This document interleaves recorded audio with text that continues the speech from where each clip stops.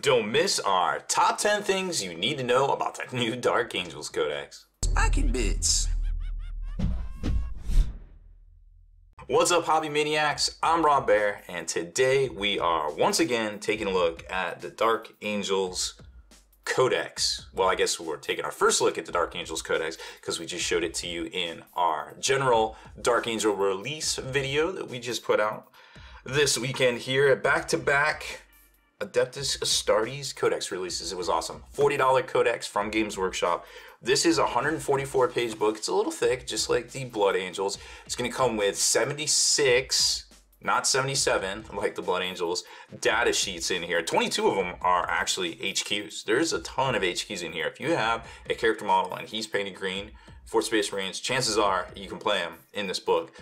There is a decent amount of things that are different between this book and their, I guess, brothers in arms, the Blood Angels. So they're going to play completely different. The Blood Angels are going to get in your face turn one, assault you, do all sorts of things, have lots of army-wide abilities that are going to stack, but the Dark Angels also have that same thing.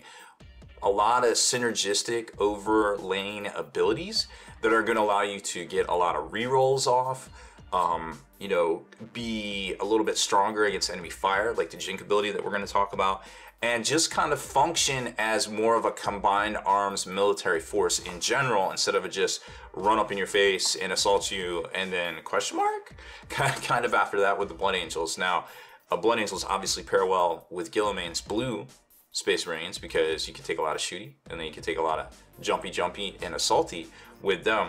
But it seems like these Dark Angels kind of do both, and there's a little bit of a way that you can kind of get a mini Guilliman out of here between a couple of different characters depending on how you do it. Now, the format of the book hasn't changed, the overall layout and such. You know, you're going to have all of your bestiary section that's explaining all the stuff. There's going to be the timeline that tells you, kind of get you up to speed what's going on with the Indominus Crusade. You know, just to get you kind of all up in there. Then it's going to be the data sheet section, all your special rules and stuff, your stratagems, your army-wide, like your Dark Angel detachment specific rules are going to be back here, and then your overall Dark Angel rules are going to be in the front of the book. So it's kind of weird. You have to kind of flip between them that we've seen already. One piece of little advice I can tell you guys: just take a couple pictures with your cell phone of the points and make yourself some little point cheat sheets. You know, you can print it on the back. This one's 3 pages. I can't remember what the Blood Angels were, but you can print it out at least on 4 pages. Maybe you'll get lucky and it's 2. Hell, maybe you could print them halfway and only have 1 sheet and then fold it in half, and when you're not using it, just kind of fold it up in here. I'm gonna actually go back and reprint these. But either way, it gives you the ability to have this next to your book instead of, when you're trying to point up some armies, instead of flipping back and forth. I wish Games Workshop would make this standard, or make it a little like fold out kind of cardboard insert that you could put in here, because I feel like that would really help out a lot of different things. Just because it's semi-infuriating. It's one of the biggest complaints I hear people talk about, going back and forth in their book and flipping around and things, and it's a little infuriating, but I imagine we've all gotten kind of used to it by this point. So here's all the fluff section talking about the Dark Angels themselves, and then it gets into the bestiary section, your actual squads, your commanders, Azrael, the Grandmaster of the Dark Angels, etc., etc. You're gonna have your Unforgiven paint section, which is all of the amazingly painted heavy metal images and such to get those hobby juices going. And they get to the back, and that's where your special rules are going to be. So you're going to have the overall special rules to the book for the Dark Angels themselves. No restriction. They have these. Like, it might be in their data sheet entry, and they'll have this. However, to get the super benefits and use the stratagems by having a battle forged Dark Angels detachment, then you get these abilities. Then you can have the stratagems, or have access to the stratagems. Technically, you can play stratagems on anything in your army as long as it is battle forged with a Dark Angels detachment, and you can designate or slash target them with a stratagem. Now we saw that with the guard, but they quickly keyworded it so you couldn't target Astartes with it. But rules is written, you could do that. You just have to read the card and see who you can target. and then the Grim Resolve and the Defenders of Humanity special rule that helps you with scoring. Then you're going to get all of the stratagems and the psychic powers, and then all the points values, which I just copied on that sheet right there, so I'll never have to look at that quite again. Now I have my 10 things here to talk about, and I feel like, I guess we can just go in order, but we're going to bounce around the book a little bit. But I think we should probably start with a few of the detachments. So we're going to have the 10 things you should know, some of the data sheets, but I think there's going to be some data sheets we need to know. But in order to talk about those data sheets and how they pertain to the army itself, just some general knowledge stuff, I think we do need to talk about some of the rules type things. So normally we always start in the back and we go over the rules, we go over the psychic powers, but I'm just going to give you the ones that I think are worth talking about. Now first off, these are army-wide abilities. So you're going to have Jink, and Jink is amazing this edition. If the unit advances, it gains a 4-up invulnerable save against all shooting attacks until the start of your next movement phase. Huge benefit there to stuff like Black Knights, stuff like the Dark Talon, or the Dark Shroud rather. I think the Dark Talon also gets it. We're going to find out here in a second. I think it's on page 113. Let's see. Now I'm actually kind of curious whether it gets it or not. So the Dark Shroud gets it, and does the Dark Talon? I guess it's not a heavy support. Dark Talon is going to be an interesting unit we're going to talk about whenever I can find it, but that will definitely be something to talk about. Inner Circle is a little bit more situational. You automatically pass morale checks, but a lot of times that's going to be on a character. Of course, it's going to be on all your Deathwing, so you're automatically going to pass morale, so you're not going to lose any mans to that, but you can reroll failed hit rolls in the fight phase for attacks for this unit that target a fallen unit. We haven't seen a whole lot of that in the past, so who knows if it'll come to fruition in future editions or future expansions and things. Of course, they have the They Shall Know No Fear, where you also get to reroll morale tests for pretty much every Astartes unit in this book. Coupled with that, you're going to have some new rules back here.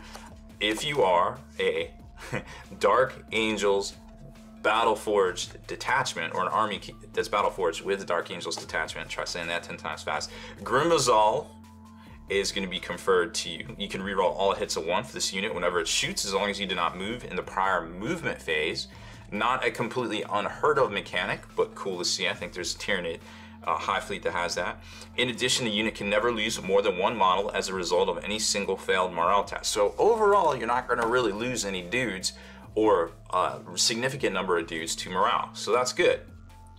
And then they can be scoring, you know, even if the enemy has more models within range, as long as you have these guys with the Defenders of Humanity special rule right there. Now let's talk about a very important, at least that I think, Warlord trait. It's called Brilliant Strategist. It comes stock on Azrael. This is by far where they might not have gotten any good relics or any competitive play relics. Brilliant Strategist kind of makes up for that. Once per battle, if your Warlord is on the battlefield, you get to reroll a single hit roll, wound roll, damage roll, or saving throw. In addition, if your army is Battleforged, which, let's face it, why not? Each time you use a stratagem, roll a d6. On a 5-up, you gain 1 command point back. So that was kind of where the Blood Angels were a little lacking, because you had to take a character and you had to take a relic in order to do that. But there was other relics like the Angel's Wing that was definitely worth taking hands down and make a little character torpedo to go after things that could absorb or Overwatch or negate Overwatch, right? That was a surefire pick, and then you'd have to spend command points to get more things to try to get your 5-ups back, or to try to get your command points back on a 5-up. This just comes standard and gives you a reroll. So that's pretty clutch. Azrael also gives you a straight up command point if you take him.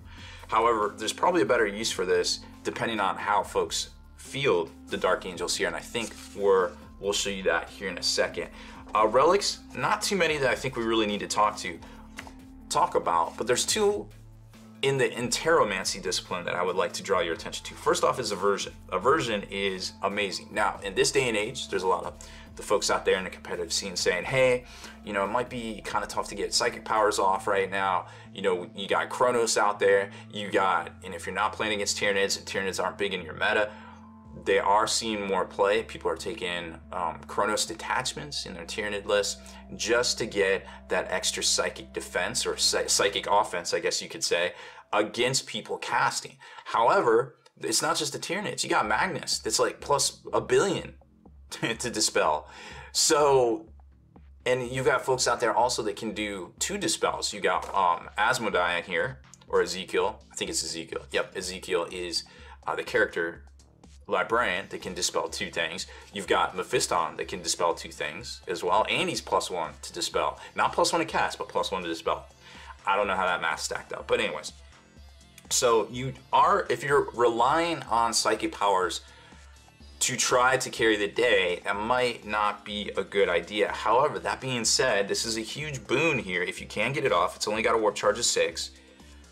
If manifested, you select an enemy unit within 24 of the Psyker that is visible to him until your next psychic phase. Your opponent must subtract 1 for all hit rolls made for this unit. So whatever they decide to shoot, they're -1 to do it.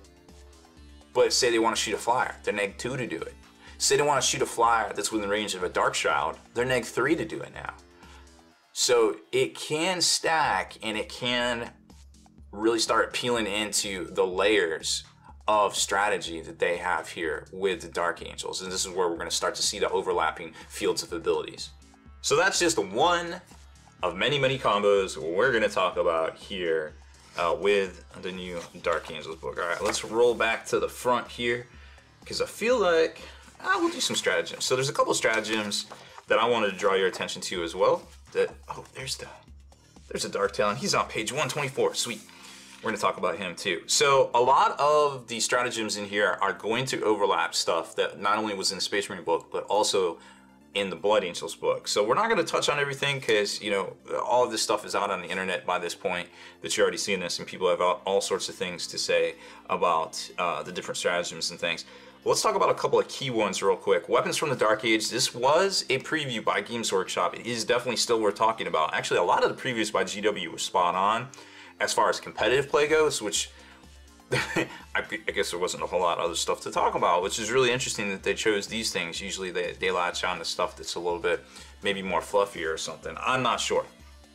So this one here, what this is going to do is allow you to play it just before a Dark Angels unit attacks in the shooting phase. You increase the damage characteristic of that unit's plasma weapons by 1 for until the end of the phase. And then they go on to say that a plasma weapon is something that has plasma in the word. So it doesn't, you know, you can, all the Hellblaster variants, you know, all the plasma stuff that's on tanks. It's not just for infantry, it's any Dark Angels unit in general. So it's going to give you that extra damage. So you can overcharge and overclock your stuff.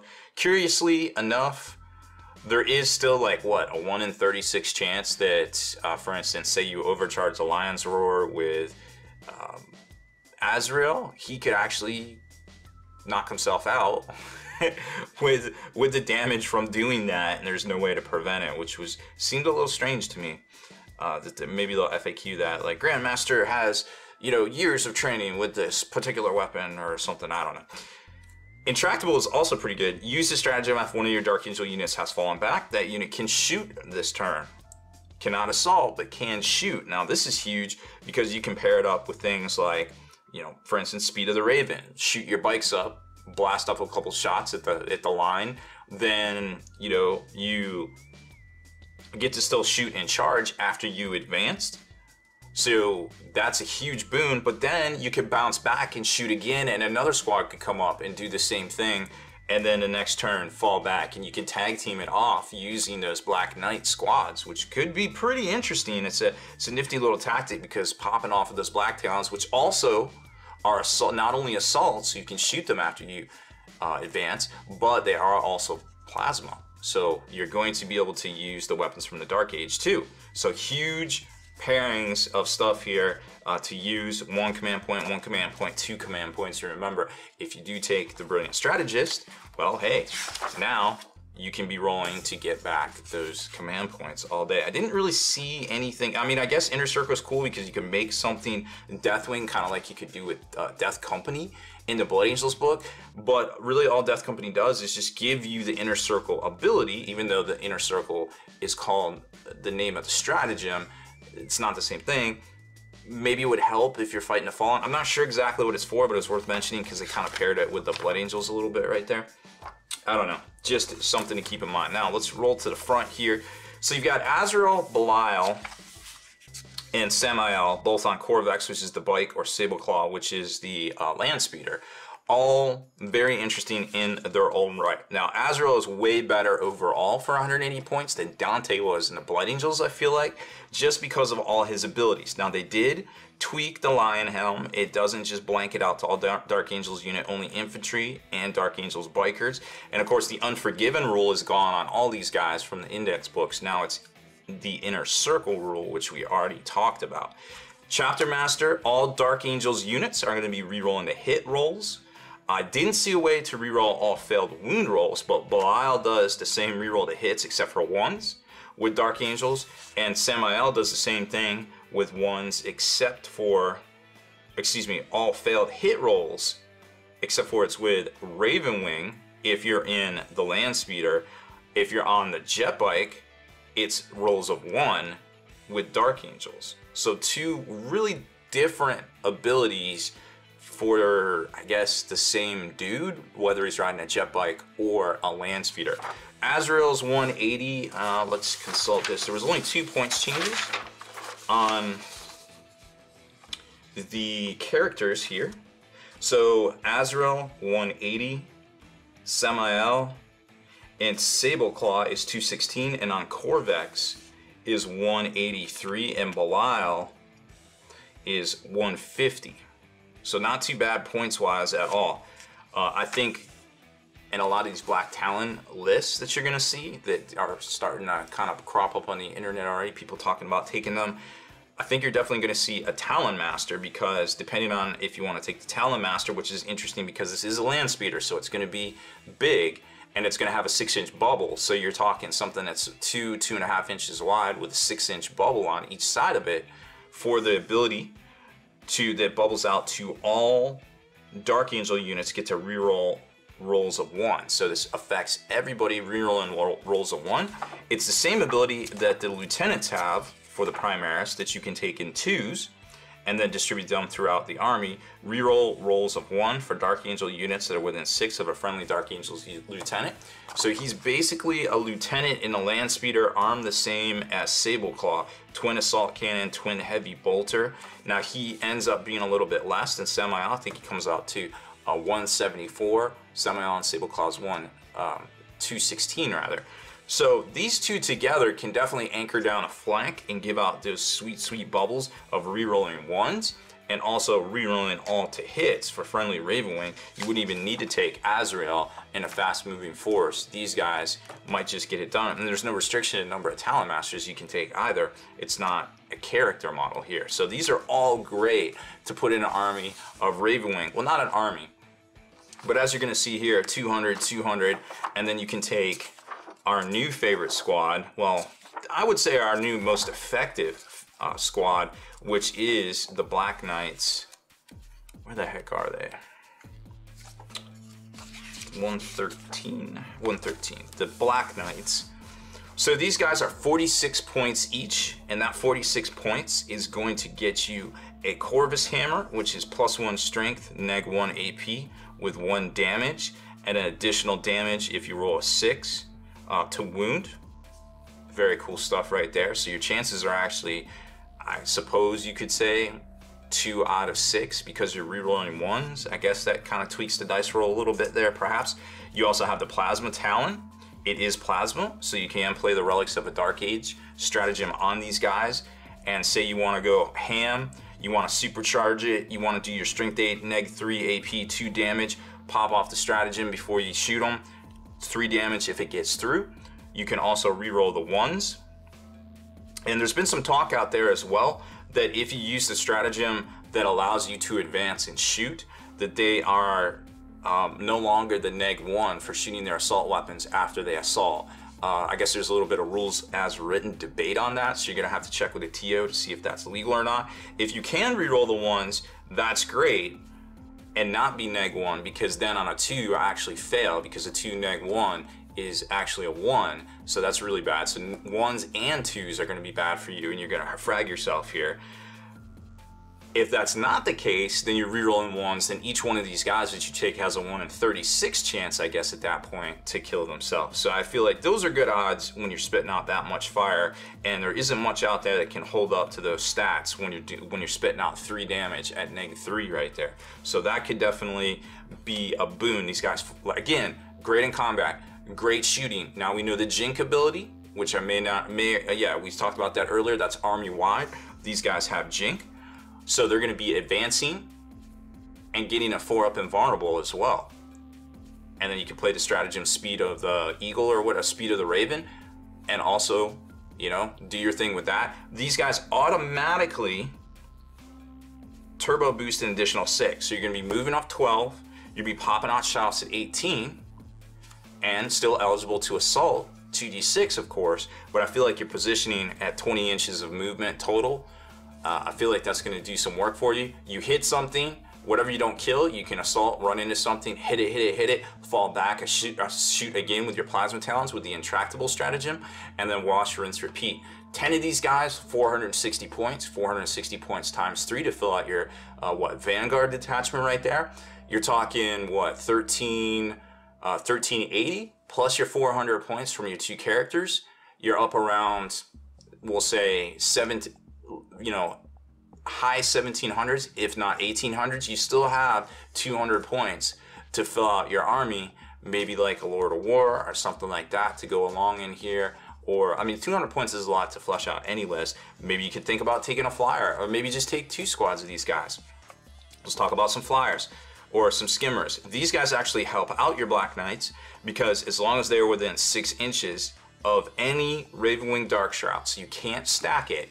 You could have 2 on the table, and as long as they're within range of them, well, they're going to be -1 to hit. Flyers are going to be -2 to hit because they're already -1 to hit, and we talked about that psychic power that allows you to pick on your enemy's heavy hitters to try to keep these guys alive. So I feel like there's some bonuses here, and I forgot what the Dark Shroud. So Heavy Bolter is 8. Dark Shroud is going to be Fast Attack. So we are going to find that on here. Dark Shroud is 128, so you could easily slot 2 of those into a list, along with perhaps maybe just 20 Black Knights and 2 of your key HQs. It'd be a nice, neat little list to have some fun with. Remember, if they are battle forged as well, the ability of, what is it there? Objective Secured ability, the Defenders of Humanity, would allow them to hold down objectives even when they're outnumbered by the enemy. And last but certainly not least, one of the things I want to talk about, oh, and let's talk about a Fire Raptor too while I'm going to the page. A Fire Raptor, and they even have access to the Storm Raven gunship now. They have access to the Terminators, the Cataphractii, and the Tartaros. A Fire Raptor gunship is just bananas good in this list. They're clocking at about 300 if you don't give them the las cannons, and you give them the quad bolters on the side. Remember, the key words here are going to be giving out. I guess you would have to take Samael on. You would have to take Samael on Jet Bike because it would give all rerolls to Dark Angel units. But then you could still take the Talon Master because it's reroll 1s to all Dark Angels. So you'd have to switch out and take the Samael on Jet Bike. You'd have to take the Talon Master in Speeder, of course. That's the only way he comes. And if your Fire Raptor is in range, you're going to be spitting all that hot fire. You don't get to reroll to wounds, you only get to reroll 1s. So it's like a mini Guilliman ability, but it's still pretty good at 300 points. Man, Fire Raptor is what's up right there. I feel like that is pretty huge. Ravenwing Dark Talons we're talking about, it's probably going to be completely situational, but just the fact that this is not complete garbage anymore, and it's such a cool looking model, I really wanted to draw your attention to it. So the Dark Talon is going to have, for free, stasis bombs, their abilities, so they don't cost anything. Once per game, after you go over an enemy unit, you get to roll a d6 on a 4-up. The target suffers a mortal wound. So you want to hit things with, like, 10 models and stuff in there, because your chances are probably, on average, you're going to do about 4. It also has this dope Rift Cannon here, D3 shots at strength 10, neg 3, 3 damage. If a unit suffers any damage from this weapon, and let's be honest, it probably will, it also suffers a further D3 mortal wound. So there's potential there to do around, I don't know, on average from the gun, from that ability, and from the stasis bomb, we'll just call it a 6. I'm just fuzzy math right there. 6 mortal wounds to a squad of 10. So it's kind of like a mini troop shredder. It can go into hover, it's airborne, it's got the strafing run, so it's gonna hit a little bit better than the 3-up right there. And for the points, I don't feel like it's too bad. At a flyer, the flyer slot, it's going to come in at 160, which is about half the points of a Fire Raptor and about 40 points more than the Dark Shroud itself. So if you have a few points and you can't quite slot something in, maybe that's perfect for you. The Nephilim, probably not worth the points at 2. I think it comes in at 208. And when you got stuff, yeah, at 208 stock, and when you got stuff like Storm Ravens and things, it almost doesn't seem worth it at that point. So I feel like the Nephilim's still a little too high. It needs to be maybe down around the 140 range, and you probably see pairs of these flying around the tabletop. So that is pretty much all I have to say. Let me check all of my notes here. Yeah, I feel like that's pretty much the most things we can say here, the top 10 things you need to know about this. Obviously, there was some point changes. I'll just run down the major list there. We talked about Asmodai and Ezekiel. Asmodai went down to 130 from 145. Ezekiel went down to 135, also from 145. So one went down 15, one went down 10. The Black Knights are 46 points, down from 50. Also includes the Plasma Talon and the Corvus Hammer. Chaplain and Terminator armor, 125 now. Jump Pack, Chaplain, 99 now. Not too much of a reduction. Attack Bite Squad, 35 down from 45. Ravenwing Bite Squad, 25 down from 32, a huge reduction in my opinion. Dark Talon, we talked about it, 140, equipped is 160, it's down from 180, stock, so it was more than 180, it was 200. Ravenwing Landspeeder, 70 down from 85, and I think that's the major points changes. Some stuff went up, but it wasn't really, it was just kind of catching it up with mirrored stuff out of the Space Marine book there, I feel like, so not as big of a deal. So that is pretty much it for this one. I hope you enjoyed our latest tips and tactics on the new Codex. Of course, this is the 10 things you need to know about the Dark Angels book, and some ideas for an army, like I said. 20 to perhaps 30 Black Knights will, get you up there around, high 1300s, and then those 2 HQs. Or you could sub out, 10 of those Black Knights for like a Fire Raptor, a couple Dark Shrouds, even squeeze in the Dark Talon if you want. I feel like there's a lot of options there without having to put actual boots on the ground.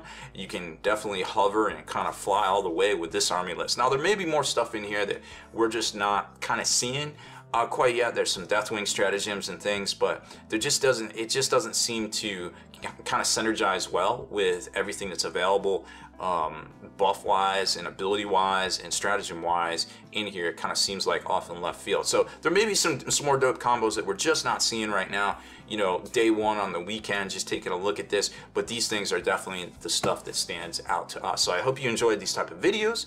Please make sure to hit that subscribe button so you can be the very first to like and comment on these things. And of course, head on over to thelongwar.net. That's the home of the battle reports for exclusive content, early access videos, and more. Become a veteran of the Long War today. Deleted scenes, bonus content, and all the interviews and post-game wrap-up videos can be located in the Hall of Veterans on thelongwar.net. Visit thelongwar.net today and try a week completely free with no strings attached. That's not all. TheLongWar.net is also your hobby resource for exclusive early access with an ad-free experience to all your favorite videos. Members of the Hall of Veterans gain early exclusive access to multiple hobby videos.